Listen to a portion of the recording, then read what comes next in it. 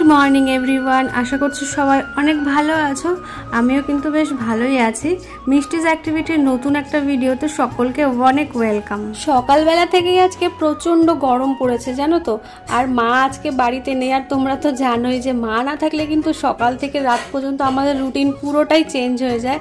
না খাওয়া দাওয়ার সঠিক টাইম থাকে, না স্নান করার, না কোনো কাজকর্মের। আমি ঘুম থেকে ওঠার অনেক আগেই কিন্তু তোমাদের দাদাভাই উঠে পড়ে। এটা একদম প্রথম থেকে শেষ পর্যন্ত নিয়ম। ও নাকি সকাল হলে আর বিছানায় থাকতে পারে না, কিন্তু আমার আবার ঘুমটা একটু বেশি, আমি ঘুম কাতুরে মানুষ। আর দেখো সকালবেলা উঠেই দেখছি বাড়ি ঘরের এই অবস্থা। মানে বাড়িঘর তো পাকা বাড়ি বলে না, নামেই, বাড়ির কোনো আমাদের শ্রী নেই, তবু যেটুকু গোছগাছ করে রাখা যায় আর কি। আর বাড়ির সামনে না এই বালি খোয়াগুলো প্রচণ্ড ছড়িয়ে ছিটিয়ে ছিল। তোমাদের দাদাভাইয়ের গাড়ি বের করতে একটু অসুবিধাই হতো, খুব বেশি যখন বৃষ্টি হতো তখন এই সমস্যাটা হতো, এই জন্য এগুলো একটু গোছগাছ করে নিচ্ছিল। আর এই যে আমার কর্তা মশাই সকাল থেকেই দেখছি হাতে এই ব্যাগটা নিয়ে ঘুরে বেড়াচ্ছে। এর মধ্যে নাকি ওর অনেক দরকারি জিনিস রয়েছে।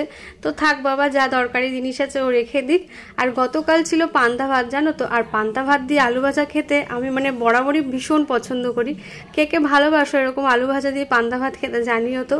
জানি প্রেগনেন্সিতে হয়তো পান্তা ভাত খাওয়াটা ঠিকঠাক হবে না, আমাকে যদিও কেউ খেতেও বলে না, কিন্তু আমার নিজেরই খুব ভালো লাগে বলে খেলাম। এমনিতেও যখন খুব বেশি গরম পড়ে তখন কিন্তু পান্তা ভাতটা খেতে বেশ ভালোই লাগে। ঘরে বসে গরম কাটানোর জন্য পান্তা ভাত খেলাম, বাইরে দেখছি অমনি মুষলধারা বৃষ্টি নেমে গিয়েছে।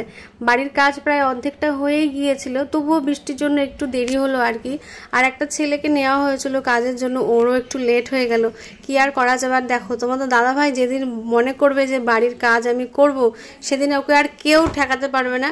মানে সকাল থেকে আমি বলছি কিছু খাওয়ার কথা, খাবে না এরকম। আর যখন মানে ওর ইচ্ছে করবে না কাজ করতে, তখন হাজার বলেও তুমি কিছু করাতে পারবে না। ঘর বাড়ি পরিষ্কার করার কাজ একবার যদি শুরু করো শেষ হওয়ার নামই নেবে না। যেদিকেই তাকাবে সেদিকেই মনে হবে যেন এই দিকটাও দরকার পরিষ্কার করা, অন্য দিকটাও পরিষ্কার করা দরকার, এটাই। আর এই দেখো বৃষ্টি হওয়াতে কি অবস্থা হয়েছে, পুরো উঠোনটাই কাদা কাদা হয়ে গিয়েছে। পুরো ছাদের জলটা বেয়ে সবসময় এদিক দিয়ে নামতে থাকে, এর জন্য আরও বেশি কাদা হয়। প্রেগনেন্সির প্রথম দিন থেকেই কিন্তু এই ফ্রুট খাওয়াটা আমার রুটিনের মধ্যে ছিল। খাওয়া দাওয়ার পর দুপুরে আমি যে কোনো ফলই হোক না কেন অবশ্যই খাই। তো আজকে নিয়ে নিয়েছিলাম দুটো মৌসুমি লেবু, তবে লেবুটাই আমি বেশি খাই, আমার খুব ভালো লাগে। লেবু বলো, তরমুজ বলো, আর লিচুর সময় লিচু। তোমার দাদাভাইকেও মাঝে মাঝে ডাকে, কিন্তু ও খেতে চায় না। তারপরে চলে এলাম আবার রান্নাঘরে, দুপুরের রান্না করতে হবে। ওদিকে ভাতটা আমার প্রায় হয়েই গিয়েছে।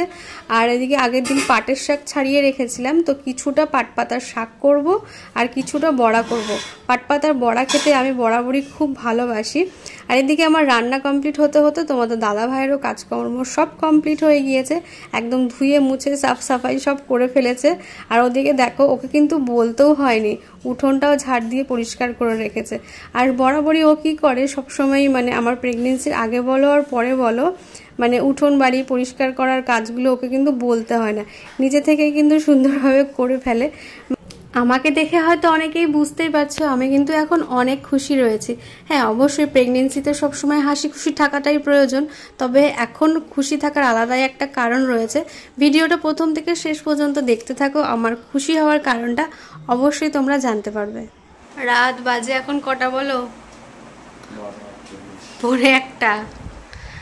সারাদিন কত খাটাখাটনি করেছে আমার বর, আজকে ঘুম পাচ্ছে বিশাল। তো একটু তাকাও বন্ধুদের দিকে।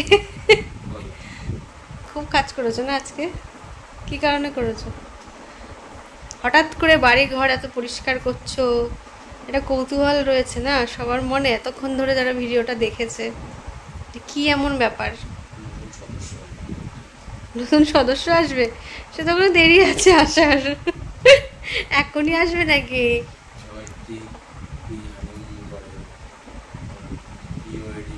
জোরে বলো। সবাই প্রি হানিমুন করে, প্রি ওয়েডিং করে, আর এটা প্রি বেবি সাফ সাফাই।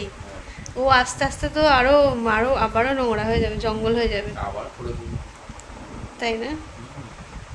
কেন বলছো না সবাই? বাড়িতে আবার একটা বড়সড় অনুষ্ঠান হতে চলেছে, বলছো না? কি বাজে লোক বলছে না বন্ধুদেরকে। তুমি বলবো না আমি বলবো? না তুমি বলো, তুমি আরে এত ঘুম পেয়েছে বাবু। আমাদের দাদা ভাই তো ঘুমের জন্য কিছু বলতেই পারলো না।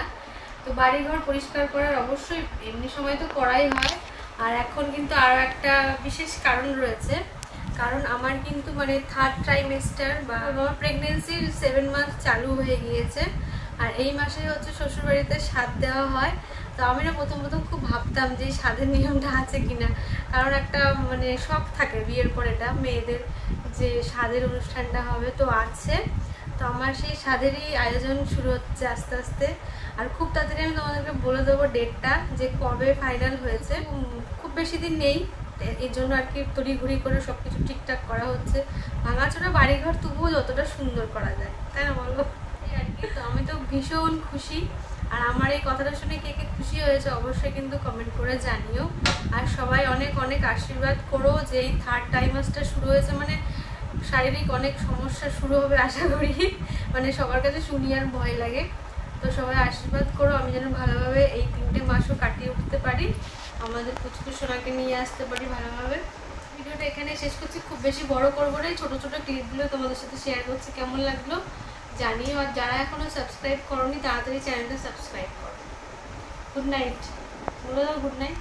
Good night. আরে ঘুমাও তুমি, টাটা।